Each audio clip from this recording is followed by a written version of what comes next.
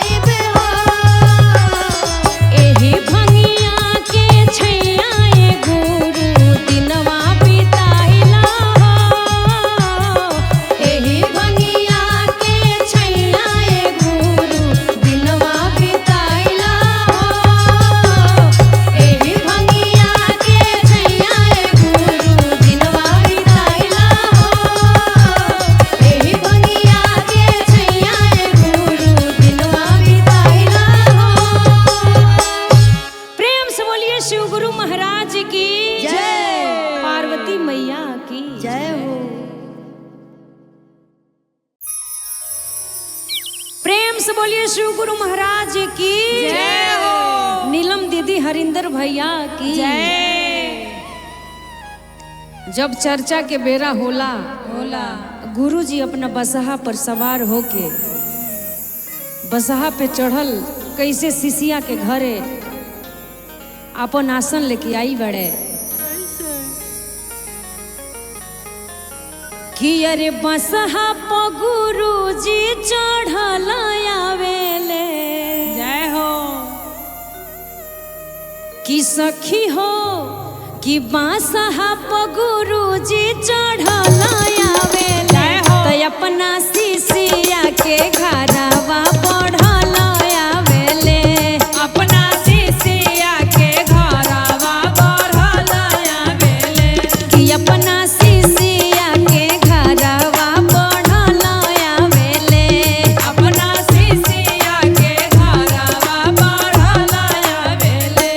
आहो बसहा प गुरुजी चढ़ल आवेले। जी बसहा पे गुरुजी चढ़ल आवेले। तो अपना शिष्या के घरवा पढ़ल आवेले। अपना शिष्या के घरवा पढ़ल आवेले। कि अपना शिष्या के घरवा पढ़ल आवेले। अपना शिष्या के घरवा पढ़ल आवेले। खुश बाड़ शिष्या लो चारा चकरावेली। चर्चा करावेली हो चर्चा करावेली। अपना अंगनावा में गुरु के बोलावेली। गुरु के बोलावेली हो गुरु के बोलावेली। खुश बाड़ शिष्या लो चारा चकरावेली। अपना अंगनावा में गुरु के बोलावेली। कि सखी हो गरवा में नागवा चढ़ल आवेले। गरवा में नागवा चढ़ल आवेले। तो अपना शिष्या के घरवा पढ़ल आवेले। अपना शिष्या के घरवा पढ़ल आवेले। कि अपना शिष्या के घरवा पढ़ल आवेले। अपना शिष्या के घरवा पढ़ल आवेले। संगवा में गौरा गणेश जी आवे। गणेश जी आवे हो गणेश जी आवे। शिष्या के ऊपर अपन दया बरसावे। दया बरसावे हो दया बरसावे। हो संगवा में गौरा गणेश जी भी आवे। शिष्या के ऊपर अपन दया बरसावे। कि अपना घरवा में मेरे गहला पेटल आवेले। अपना डढ़वा में मेरे गला पेटल आवेले। कि अपना शिष्या के घरवा पढ़ल आवेले। अपना शिष्या के घरवा पढ़ल आवेले। कि अपना शिष्या के घरवा पढ़ल आवेले। अपना शिष्या के घरवा पढ़ल आवेले। कि सखी हो बसहा प गुरुजी चढ़ल आवेले। बसहा पे गुरुजी चढ़ल आवेले। कि अपना शिष्या के घरवा पढ़ल आवेले। अपना शिष्या के घरवा पढ़ल आवेले। तो अपना शिष्या के घरवा पढ़ल आवेले। अपना शिष्या के घरवा पढ़ल आवेले। प्रेम से बोलिए शिव गुरु महाराज की जय। पार्वती मैया की जय हो। प्रेम से बोलिए शिव गुरु महाराज की जय हो। पार्वती मैया की जय। पार्वती मैया बड़ी परेशान, बड़ी कविता दीदी हाँ कहत तरी कि अभिनो से ई नासा कइल छोड़ दी। छोड़ दी बोला छोड़। पर्वत पर तमाशा होता होता कहत तरी समझा के कैसे कैसे हो। कि अरे छोड़ी गुरु कइल बनासा हो। कि बड़ी होता वे तमाशा। जय हो। कि अरे छोड़ी गुरु कइल बनासा तमाशा जय हो। अब बड़ी होता वे तमाशा छोड़ी गुरु कइले अब जय हो। बड़ी होता वे तमाशा जोड़ी गुरु कोइले अपनासा हो बड़ी होता वे तमाशा बड़ी होता वे तमाशा होता वे तमाशा बड़ी होता वे तमाशा अरे होता वे तमाशा बड़ी होता वे तमाशा होता वे तमाशा बड़ी होता वे तमाशा छोड़ी गुरु कोइले अपनासा जय हो। अब बड़ी होता वे तमाशा छोड़ी गुरु कइले अब नासा हो बड़ी होता वे तमाशा छोड़ी गुरु कइले अब जय हो। बड़ी होता वे तमाशा भोंगिया धतूर छोड़ी खाई अब मिठाइया खाई अब मिठाइया हो खाई अब मिठाइया अरे भोंगिया धतूर छोड़ी खाई अब मिठाइया खाई अब मिठाइया हो खाई अब मिठाइया खाई तनी लड्डुआ बतासा जय हो। अब बड़ी होता वे तमाशा खाई अब लड्डुआ बतासा हो जय हो। होता वे तमाशा खाई अब लड्डुआ बतासा हो बड़ी होता वे तमाशा गांजा के छोड़ी पीही पे पसिया कोला बेपसिया कोला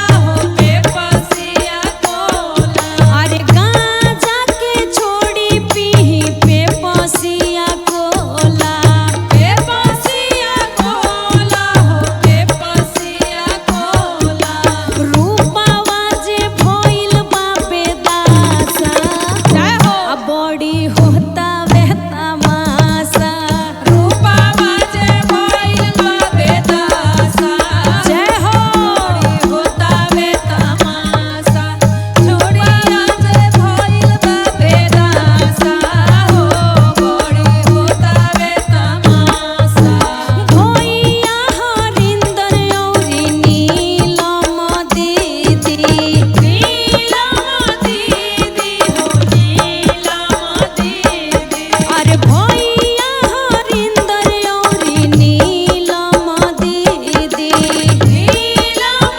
दीदी हो नीलम दीदी सब लोगवा भइले उदासा जय हो। अब बड़ी होता वे तमाशा सब लोग उदासा बड़ी होता वे तमाशा छोड़ी भोला कोइले अपनासा हो अब बड़ी होता वे तमाशा छोड़ी भोला कोइले अपनासा हो अब बड़ी होता वे तमाशा प्रेम से बोली शिव गुरु महाराज की प्रेम से बोलिए शिव गुरु महाराज की जय हो। नीलम दीदी हरिंदर भैया की जय। और देखी दिखाई ए शिव गुरु के डमरू जब पर्वत पे बाजेला तो सब शिष्या लोग नाचेला संगे संगे बसहो नाचेला जय और हो। ओकरा संगे नगवो नाचेला भगवो नाचेला तो कैसे गुरुदेव अपन डमरू बजावतनी कैसे किया रे शिव जी के हाथे डमरुआ डमरुआ किया रे पर्वत प बाजेला कि गुरु जी के हाथे डमरुआ डमरुआ पर्वत प बाजेला गुरु जी के हाथे डमरुआ डमरुआ पर्वत पर बाजेला गुरु जी के हाथे डमरुआ डमरुआ पर्वत प बाजेला गुरु जी के हाथे डमरुआ डमरुआ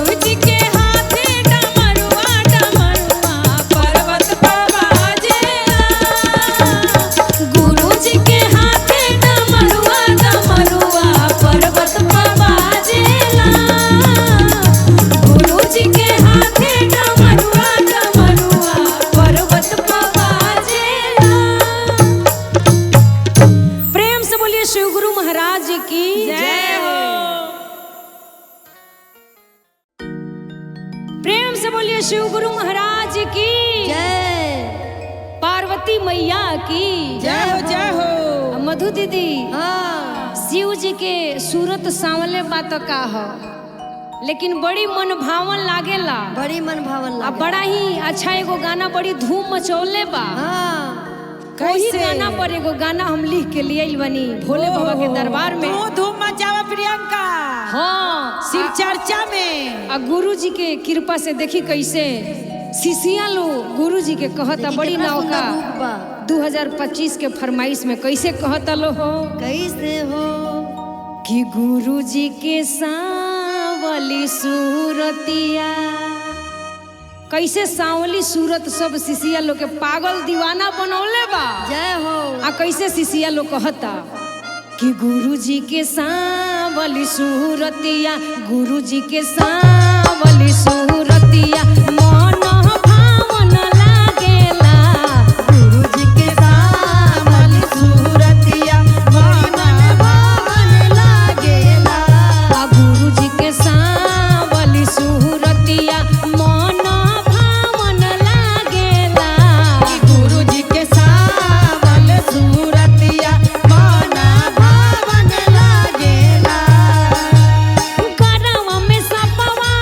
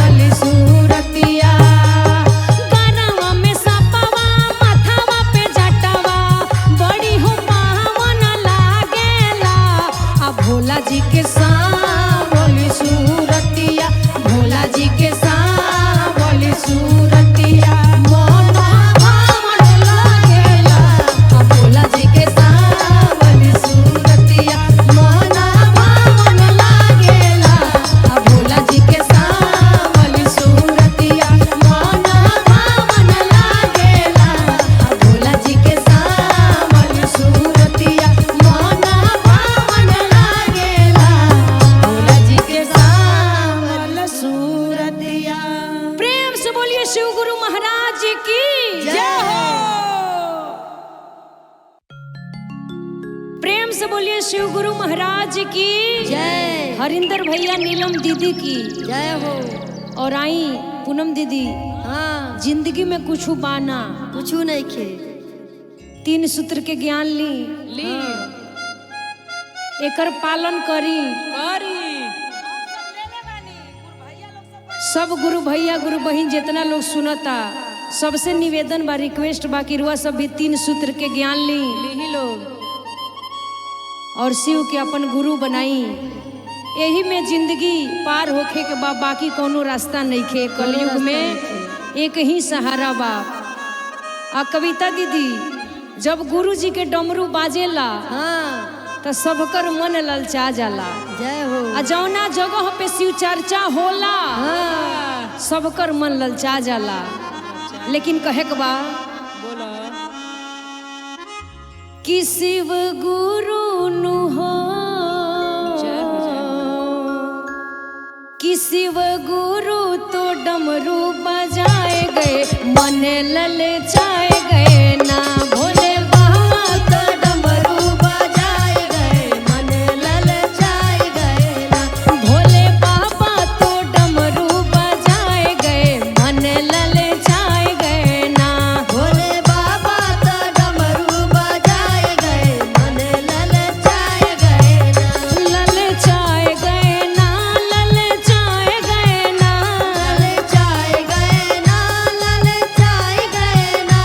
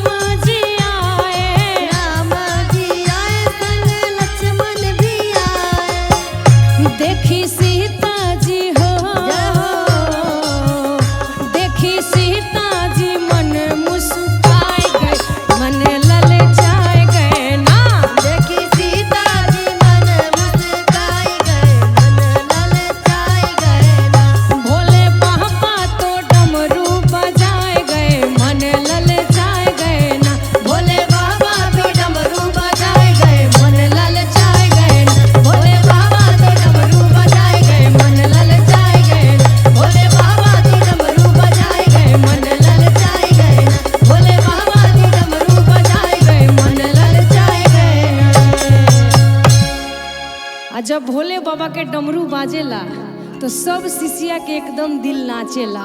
प्रेम से बोलिए शंकर भगवान की जय।